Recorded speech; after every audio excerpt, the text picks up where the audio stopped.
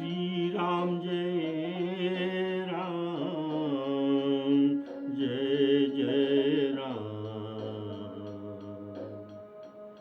श्री राम जय राम, जय जय राम।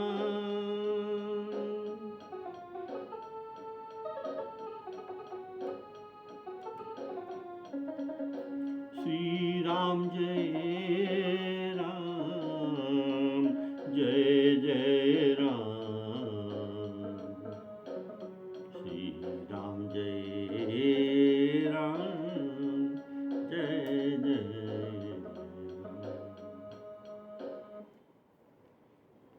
आदरणीय सभी श्रोता बंधुओं को मेरा सादर सप्रेम राम राम कहकर आज का राम कथा शुरू करने जा रहा हूँ।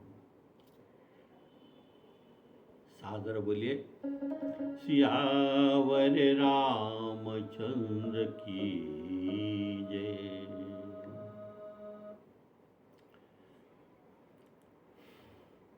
आप सब जानते हैं ईश्वर तो करुणामय,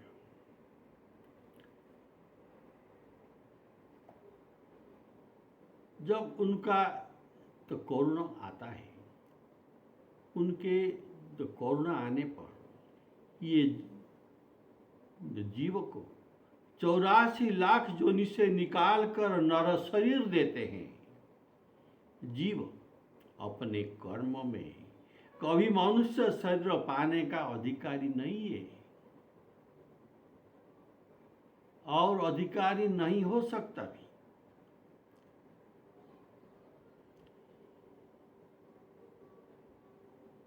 और जीव को व्याकुल देखकर ईश्वर कृपा करके कभी मनुष्य शरीर दे देते हैं।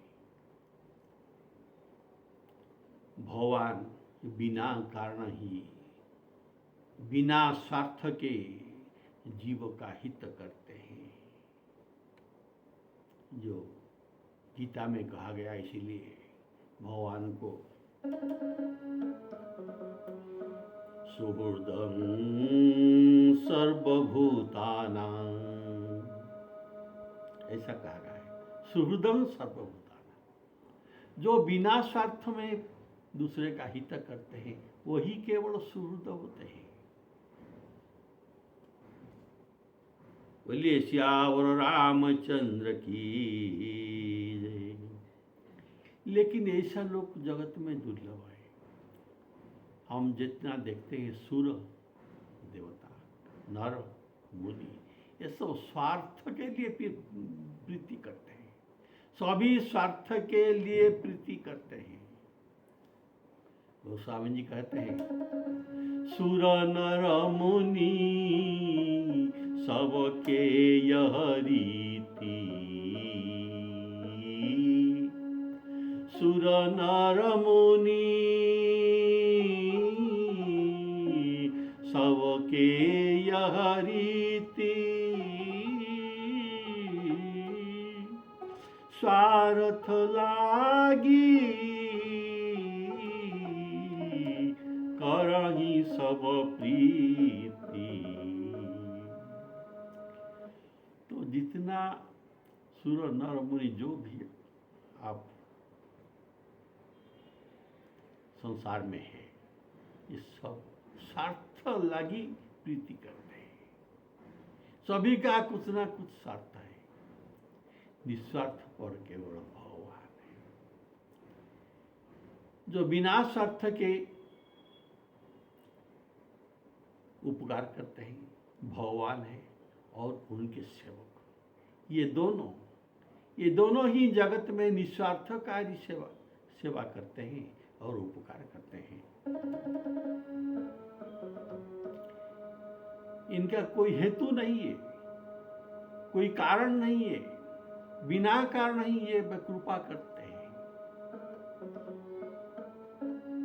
हेतु रहित जग, हेतु रहित जग, जुग उपकारी। जुग अर्थात दोनों उपकारी, जुग उपकारी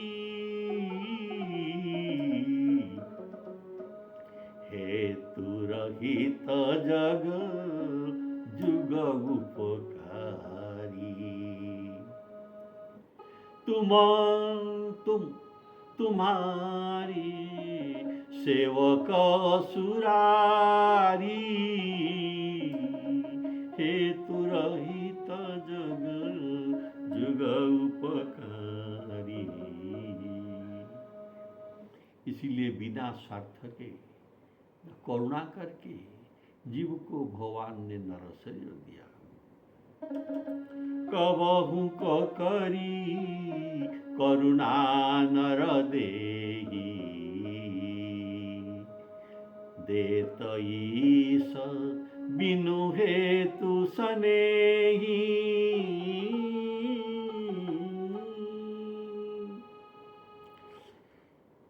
भगवान यह बस सोचते हैं कि जीव का कितना शक्ति है, ये मेरे लिए क्या कर सकता है। जीव मेरा कोई उपकार नहीं कर सकता, इसीलिए जिनके पास कुछ नहीं है उनसे क्या आशा किया जाए। इसीलिए अगर कुछ आशा किया जाए तो ये बिना स्वार्थ के देते हैं। तो ऐसे इसीलिए प्रभु बिनु हेतु स्नेह करते हैं। और राम जी का तो स्वभाव है कि ये सभी के स्वार्थ रहित सखा है। जितना जीव है सब तो भगवान के अंश है, सब मम उपजाए। भगवान के द्वारा तो सारे जीव उत्पन्न हुए हैं, तो इसीलिए सब पर इनका कृपा है।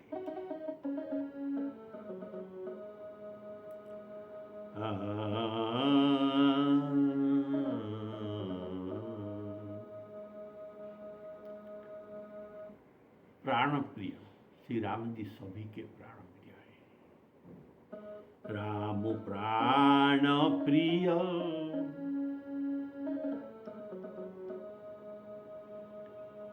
किसलिए प्राण प्रिय है? नहीं, ये जीव के जीवन है। जीवन जी के राम प्राण प्रिय, जीवन जी के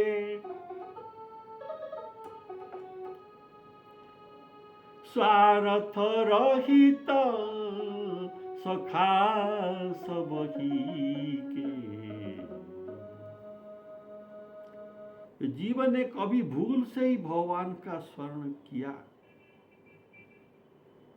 या उसे सौभाग्य से किसी हरिभक्त का एक क्षण के लिए, एक घड़ी, आधी से भी हाथ,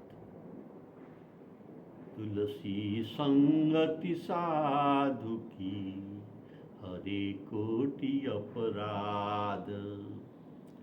तो एक क्षण के लिए भी जिनको सत्संग मिल गया, ये अथवा तो परमार्थ का अत्यंत अल्प पुण्य भी उसके जीवन में हो गया, तब भगवान का कृपा और करुणा कि संबंध उन पर हो जाते हैं। भगवान के कृपा और करुणा का संबंध उन पर हो जाता है। नर शरीर चाहे जिस वर्ण का हो, जिस जाति का हो, भवसागर तो पार होने के लिए ये सब शरीर बेड़ा है। बेड़ा आप जानते हैं, कुछ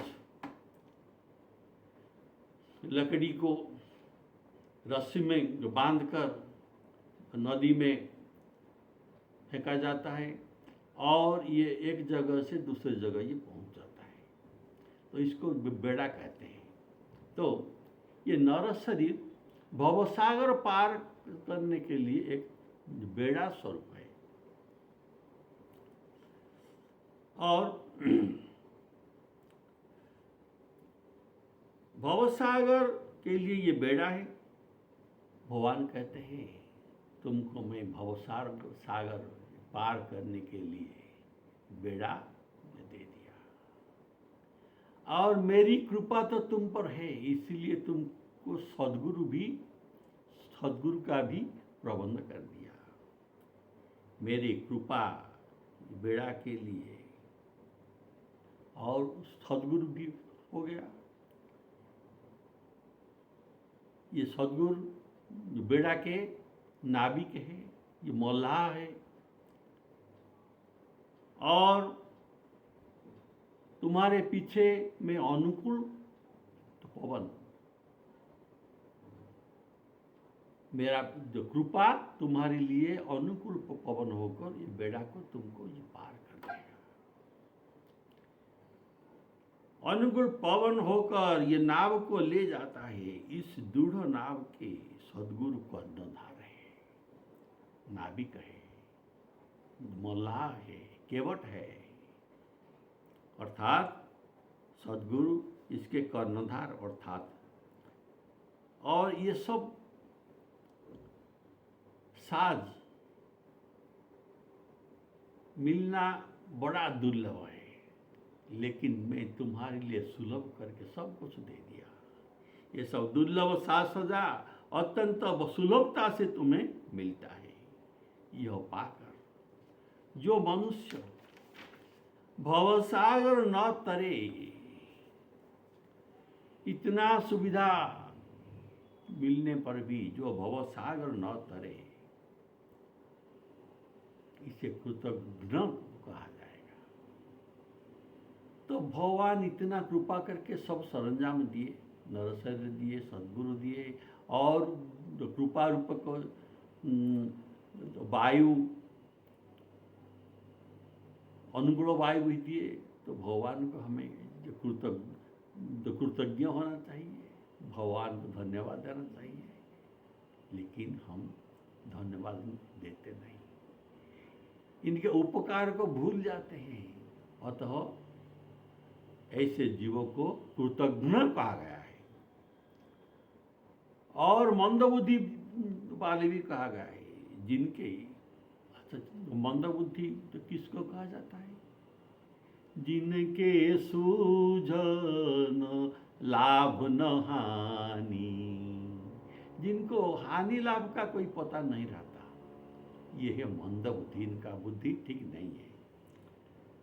देखिए, हानि लाभ, अच्छा बुरा, ये पशु पक्षी भी जानते हैं।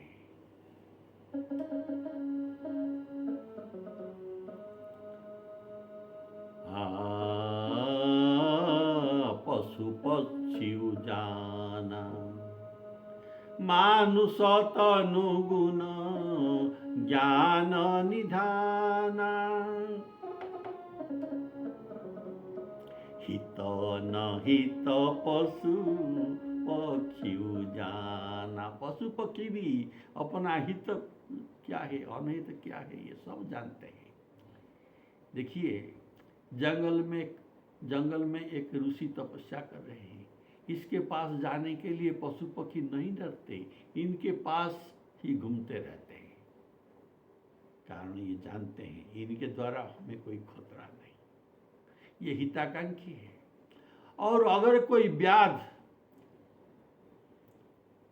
और या शिकारी वन में आ जाता है तो ये सब तटस्थ हो जाते हैं। अर्थात पशु पक्षी को भी हित और अनहित का भान है। तो ये पशु पक्षियों से भी हीन होते हैं, जिन मनुष्यों को हानि लाभ का कोई ज्ञान नहीं, क्या सच्चा हानि है, क्या सच्चा लाभ है, ऐसा उनको ज्ञान नहीं।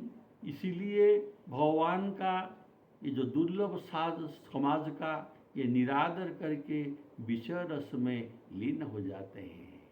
बोले सियावर रामचंद्र की जय। अर्थात भगवान ने आत्मा का कल्याण करने के लिए एक सुविधा दिया है, एक तो कृपा किया है, लेकिन ये आत्मा का कल्याण नहीं कर पाया। कारण ये मंद बुद्धि, इनको हित और अनहित का ज्ञान नहीं, और ये कृतज्ञ न, तो ऐसे जो मनुष्य आत्मा का कल्याण न कर पाया, इसको आत्महत्या का दोष लगता है। आत्महत्या पाप, ये बड़ा पाप है। आत्महत्या का पाप इसे लगता है। नरतनुभव बारिधि कहो बेरो, बेरो बेड़ा, नरतन भव बारिधि कहो बेरो, सनमुख मरुत अनुग्रह मेरो, करण धार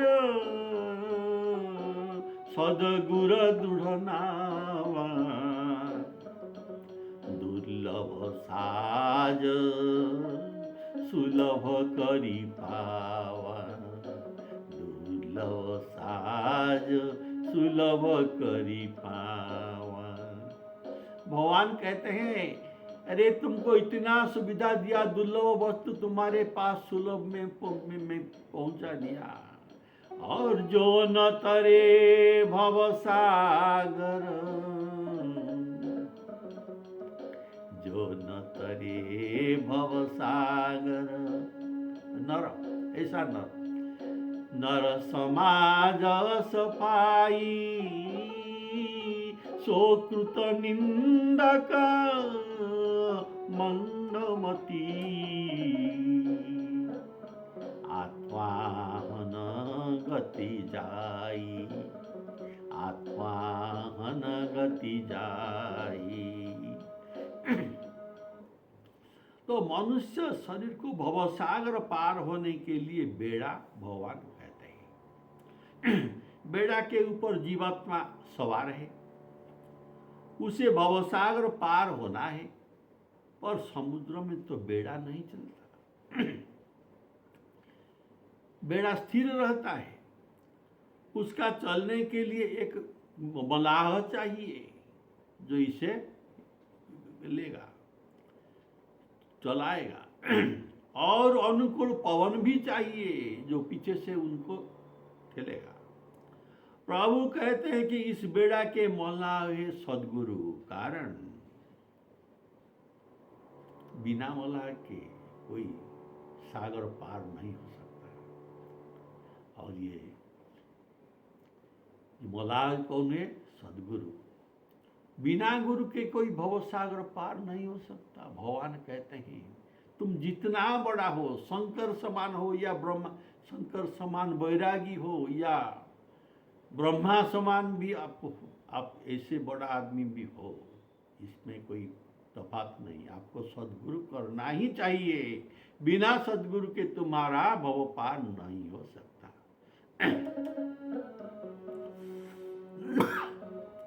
गुरु बिनु भव निधि तराई न कोई, गुरु बिनु भव निधि तराई न कोई। जौ बिरंची, बिरंची अर्थात ब्रह्मा, जौ बिरंची शंकर सम होई। इसी अतएव सद्गुरु का परम आवश्यक है, और मेरी कृपा रूपी अनुकूल पवन तुमको भवसागर पार होने के लिए सहायता करेगा। तो पहले सद्गुरु रूपी मलाह चाहिए। तुमको तो मैं कृपा करके नर शरीर दे दिया, बेड़ा दे दिया, और पहले सद्गुरु रूपी मलाह चाहिए। तब यह दृढ़ नाव बन जाएगा, और इसके बाद मेरा अनुकूल पवन तुम्हें भव पार करा देगा।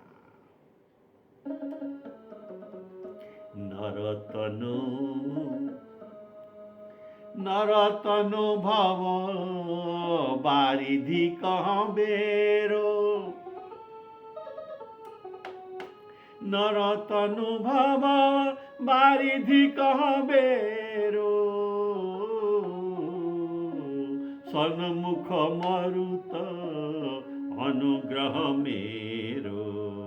अर्थात पहले कृपा करके तुम्हें मैं मनुष्य शरीर तो दे दिया, और सदगुरु के रूप में बेड़ा के कर्णधार बनकर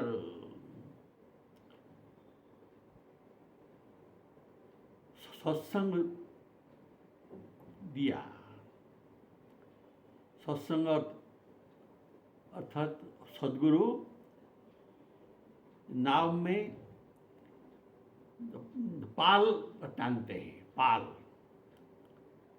तो पाल ताना, अर्थात तुमको सत्संग भी दे दिया। दुर्लभ सत्संग भी दुर्लभ है। अब भव पार होने के लिए सब साध बना दिया। यह सब अनुग्रह वाक्य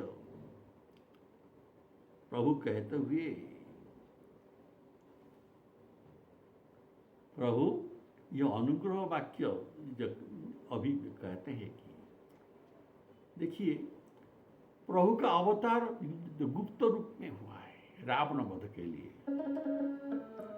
गुप्त रूप अवतरे प्रभु, गए जान सब कोई। ये किसी को जनाते नहीं मैं भगवान हूं, लेकिन रावण तो वध हो गया। और अभी भक्त के लिए कृपा करने के लिए भगवान करुणामय हो गए, इसीलिए इनका ईश्वरत्व प्रकाश हो गया। और ये माधुर्य में प्रभु नहीं रह सके, इसीलिए मैं उच्चारण कर दिया, मेरा कृपा तुमको अनुकूल पवन होकर तुमको पहुंचा देगा। अर्थात वही ईश्वर जो मेरा जो कृपा पवन तुमको वायु देगा, ये ईश्वर मैं ही हूं। बोले श्यावर रामचंद्र की जय। ऐसा भावावेश में ही भगवान कहते हैं, नहीं तो श्री राम जी अपने को कभी भगवान नहीं कहते। देखिए प्रभु कैसे मेरा उच्चारण करते हैं। कर्णधार सदगुर दृढ़ नावा, दुर्लभ साज सुलभ करी पावा। सन्मुख मरुत अनुग्रह मेरो, अर्थात मेरा। और ये वही अनुग्रह करने वाले ईश्वर है मैं। अर्थात नर शरीर पाना दुर्लभ है। सद्गुरु प्राप्ति और सत्संग प्राप्ति ये भी दुर्लभ वस्तु है। और मेरे कृपा रूप को अनुकूल पवन ये भी दुर्लभ है। सबको मेरा कृपा नहीं मिलता, और सब दुर्लभ तुमको अत्यंत सुलभ में प्राप्त हो गया। दुर्लभ साज सुलभ करी पावा। और वो पार होने के लिए विलंब क्या, अर्थात सब सामग्री तो मिल गया। मिल जाने पर भव पार होने के लिए ये तुम्हारे अधीन है, तुम भव पार होंगे या न होंगे, लेकिन तुम्हारे पास सब चीज में दे दिया, ये तुम्हारा अधीन है। अर्थात जब तक हमारा शरीर विपत्तिग्रस्त न हो, तुमको विलंब करना नहीं है। तुमको साज मिल गया और तुम अभी पार हो जाओ। तो कैसे? देखो, तुम्हारा शरीर का भविष्य में खतरा है, और कभी ये खतरा तुमको पहुंच जाएगा, इसका कोई मालूम किसको पता नहीं। अपने कल्याण का साधन करने के लिए तुम्हें प्रयत्न करना चाहिए। जावत सुस्तम इदं कलेवर गृहम, यह कलेवर गृह जावत सुस्त है, तभी तक तुमको प्रयत्न करना चाहिए, नहीं तो देर हो जाएगा। इसका भाव बड़ा सुंदर भाव है, आपको अगला प्रवचन में, अगला एपिसोड में सुनाऊंगा। श्री सीताराम अर्पणमस्तु।